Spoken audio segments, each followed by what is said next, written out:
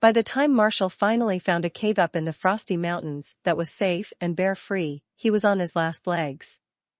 Exhaustion and pain had finally kicked in when he first touched the snow, and the large gash he had gotten earlier didn't help. He had done his best to clean it with his tongue, but without proper first aid he wasn't going to last much longer. Lying in the cold, icy floor of the cave, Marshall did his best to get warm by huddling his body into a fetal position. His whimpers echoed among the cave as he lay there hurt, cold, and tired. He had no way of getting out of here, especially with the snowstorm that was outside. It would take all day to get to Jake's without his truck, and he doubted he could survive out there without a way to properly heal himself and stay warm. And worst of all, he had no means of contacting Ryder or the others for help. Even if they were searching for him, they had no way of finding him. He left no clues of where he was going. There was no more denying the one thought in Marshall's mind that made him more scared than he ever had in his entire life. I'm going to die. Frozen tears began to stream down his face as he thought of his upcoming demise.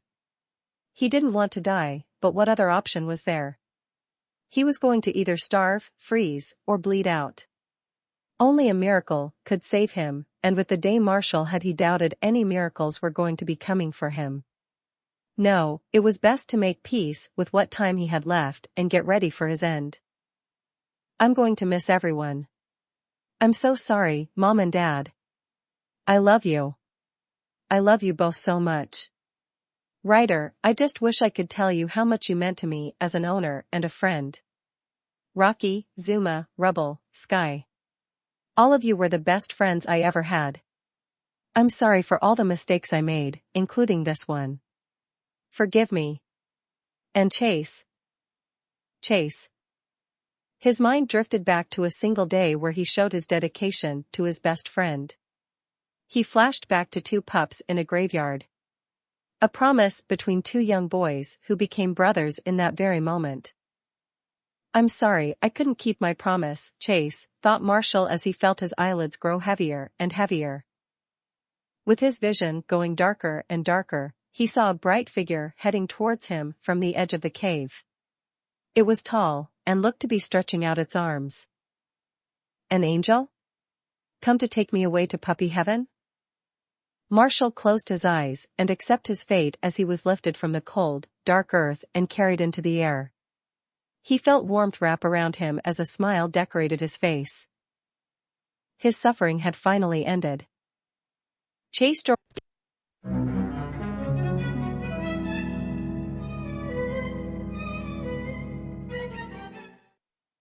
his car like hell itself was behind him. He was sure Sky was telling him to slow down, arguing he was going at dangerous speeds. He didn't care to listen to her or focus on anything else. All he cared about was getting to that crash site and finding Marshall alive or any hint of where he was. He wasn't dead. He refused to believe he was dead. Marshall promised to him that he wouldn't die and put Chase through that feeling of misery and loss again. He knew how much that promise meant to them both, and all he could think about was the day when that promise was made.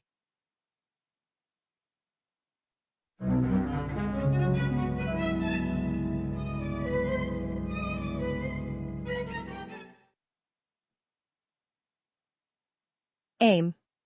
Fire. 21 guns fired into the air as taps were played by the trumpeter. Police squads of over a dozen districts, including the small one in Adventure Bay, saluted as the officers slowly took the American flag off of the closed casket.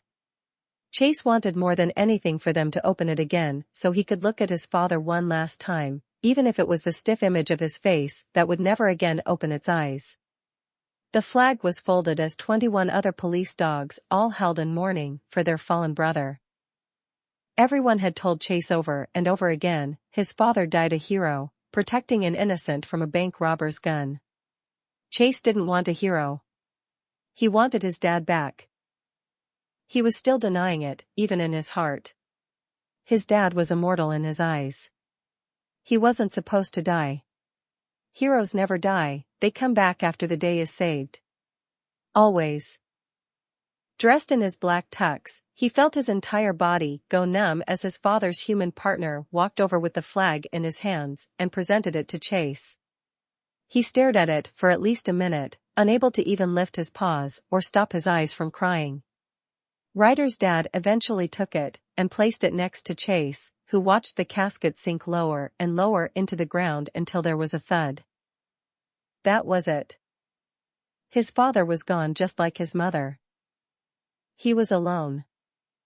At that moment, Chase ran as fast as he could through the cemetery. He ignored the calls of Ryder and everyone out there as they called out his name. He didn't want to listen to them, saying that things would get better. It would never get better. How could it when the last of his parents were dead? Losing his mother was hard, but she died when he was only a few weeks old. All he could remember of her was just the summer smell of her fur. His father had been the only parent in his entire life and now he lost him. Blinded by tears and grief, Chase found himself slipping on a loose root and fell into a pile of mud. He didn't bother getting up, he just lay there and began crying his eyes. He wished he could sink into the earth itself and join his father in eternal sleep. If only to end this pain in his heart. "Daddy," Chase whispered as he closed his eyes, haunted by the peaceful face of his now deceased father.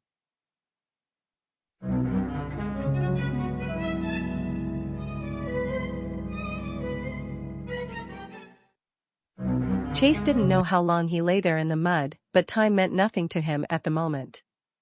The sun was setting, he could tell that much.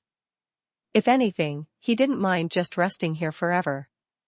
Someone will come looking for me. Maybe bring me back to the lookout. Chase didn't want to go back. Not when so many memories of his father were there. Of course, that begged the question of what he was going to do now. "Chase? Hey, Chase," shouted a voice in the twilight. "Marshall?" thought Chase, ears perking up. He slowly got up from the mud, his clothes a complete wreck, as he saw his best friend emerge from the bushes. Panting like he had been in a 3-hour marathon, Marshall took a moment to gather his breath before he turned to Chase with a relieved smile. "There you are. Everyone's been worried," shouted Marshall as he rushed over and hugged Chase. Despite Chase not hugging back, Marshall nuzzled his best friend. "Come on, let's head back. Plus, I think my parents are gonna scold me for running off like that to look for you." "Leave me alone, Marshall," hissed Chase as he turned around. "I'm not going back. I want to be alone." Marshall whimpered as he stared at his best friend's back. "Chase." He lowered his head. "I'm sorry you lost your dad. I liked him a lot, we all did. My parents, Ryder, Mr. Ryder, all of those police units there. They loved your dad too, and he was an inspiration to all of them. I understand that, Dash." "Understand," shouted Chase as he tackled Marshall, pinning him to the ground. "You don't understand anything about how I'm feeling, Marshall. You still have a family. My dad was my entire family. With him gone I'm all alone." Chase leaked a few tears before returning to his rage. "I never knew my mom. She died soon after I was born. Dad's always been there for me, and I wanted him to watch me grow up like a police dog, but he can't because some trigger-happy bank robber killed him. Who do I have left, Marshall?" "Who?" "You have me," shouted Marshall, pushing him off, much to Chase's surprise. Getting up, Marshall barked before shouting, "Darn it, Chase. You still have family who loves you. Maybe we're not related by blood, but..." His expression softened as his eyes began to get misty. "You are a brother to me, Chase. And I love you like one." Chase's eye widened as his mouth dropped upon hearing this. "And Marshall?" Rubbing his eyes, Marshall continued, "I hate seeing you like this, Chase. I want to help you because your pain is my pain. I may not have been Trigger's son, but he was an uncle to me. We're all hurt by his death, Chase. Maybe it's different from your pain, but we still are sad." He walked over and hugged his stunned best friend. "Do you know what puppy heaven is?" "And no. whispered Chase, although he had heard of it. It's a place where good dogs go when they die. A place of peace and eternal happiness. Your parents are there, happy, and they are looking down at you right now. Watching you, always, said Marshall as he gave Chase a small smile. I had a grandmother who died before I met you, and when she was gone I was sad too. My mother told me that all of us will see her again when we go to puppy heaven, but we have to wait for it to come. We have to live good and happy lives because that's what they would want us to do. They do? Asked Chase, tearing up at this point. But I miss them so much. How can I move on? By moving on with us together, Chase. If you let us, whispered Marshall. Chase fell on his rump and started to rub his eyes. Do you really want to be my brother? Only if you let me, replied Marshall. Chase thought long and hard about it before he nodded. Okay, but I want you to promise me one thing. Anything, said Marshall, wagging his tail. Don't die before I do. Marshall looked a bit taken back, but Chase continued. I don't care what it takes, but I don't want you to die before I die. I can't go through another loss, Marshall. Please. Marshall was silent for a bit before he smiled. I promise. Cross my heart, hope to die, stick a needle in my eye. Wait, should that be hope not to die in this case? Chase chuckled as a real smile, the first in many days, appeared on his face. Yeah, it would.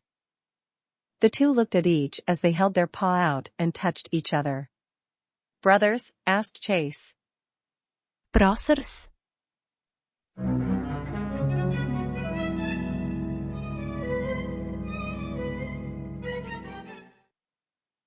By the time Chase reached the wreck, the fire was all but gone thanks to the ongoing rain. He leaped out of his seat and began barking over and over again. Marshall! Marshall! Shouted Chase as he ran around the area, trying to find even a fur of the spotted Dalmatian. Every time he turned his head, he grew afraid that he would see a dead body somewhere on the ground. He sniffed the air, trying to get a scent of Marshall, but he could barely get anything. The fire had to have burned it away. Thankfully, he didn't smell a decaying corpse. Chase, shouted Sky's voice as he saw her land nearby on her helicopter. She rushed out, looking both furious and worried. What the heck is wrong with you? You could have gotten yourself killed the way you were driving. I was trying to find Marshall, shouted Chase, defending his actions. Look around you, Chase. Marshall is. Sky began to choke on her words while getting ready to tear up. He's not dead, shouted Chase so loud that even the thunder above was muted by his scream. Marshall is not dead. He wouldn't break his promise. Never. Nostrils flaring, he saw that Sky looked at him with fear and was shivering. Sense came back to him as he shook his head and looked away in shame. I'm sorry, Sky, but he can't be dead. There is no body. No smell of death. And look at the way the truck has crashed, it had to have come from above. Sky did indeed look at the truck, which had landed front first into the earth. Looking up, she saw a cliff right above it. Arf. Wings. Her jetpack opened up from her pup pack and she flew up towards the cliff. Chase watched her fly up as he cursed himself for yelling at her. His father told him the most important thing for a police dog was to remain calm and professional at all times. And I haven't done a very good job of that, have I? Chase felt exhaustion slowly overcome him. Everything that had happened in the last few hours was slowly breaking him, and he didn't know how much more he could take. But I have to keep going. I have to find Marshall. He had to find Marshall, apologize to him, knock him on the head for leaving, and then hug him and say how much he loved his brother. Chase. I found paw tracks. Marshall must have jumped out of his truck before it crashed, shouted Sky's voice on his communicator tag. At that moment, Sky's voice was like that of an angel of hope. Chase barked and replied, "Great work, Sky. I'll be up there in a moment." He turned to his pup pack. Rough. Zipline. The compartment for his zipline opened up and he shot it at the cliff before using it to bring him up. Reaching the top, Chase carefully climbed up until he reached the road where Sky was waiting for him. He saw the tracks and sighed with relief. "He's alive, Sky. He's alive." Sky smiled and nodded. "Then let's keep looking." "Wait," said Chase, making her pause and look at him. Nervously, he rubbed the back of his neck with his paw. I'm sorry, I yelled at you. It was wrong." Sky gave a small smile before walking over to Chase and nuzzling him. "It's okay. You're worried about Marshall. We'll find him, Chase." Chase blushed a bit, but soon reminded himself he was on a mission. Now was not the time to be thinking of such thoughts. He lowered himself to the ground and began to use his nose to follow the scent Marshall's tracks had left.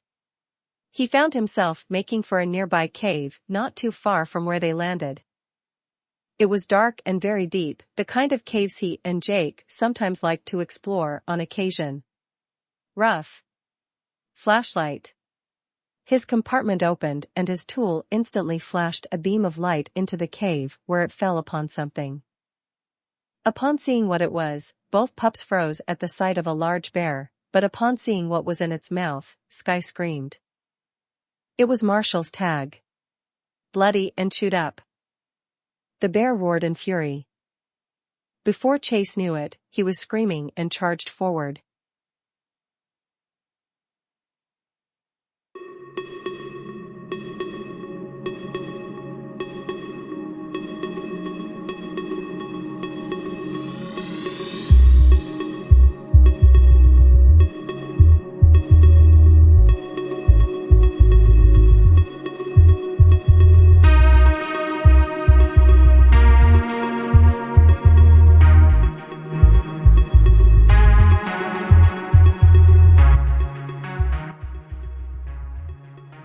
Das war's für heute, Leute. Hoffentlich hat es euch gefallen. Es sind 2 Streams, was ich gemacht habe mit dem PAW Story.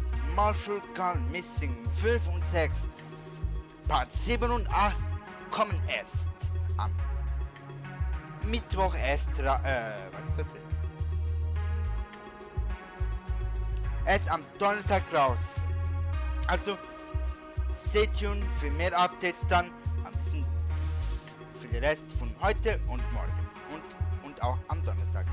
Und ja, Leute, wir sehen uns im nächsten Livestream und ich verabschiede mich für euch, Leute, und hoffentlich sehen wir uns bald wieder mit dem Marshall Garnis. Und ich wünsche euch noch eine schöne Nacht und ein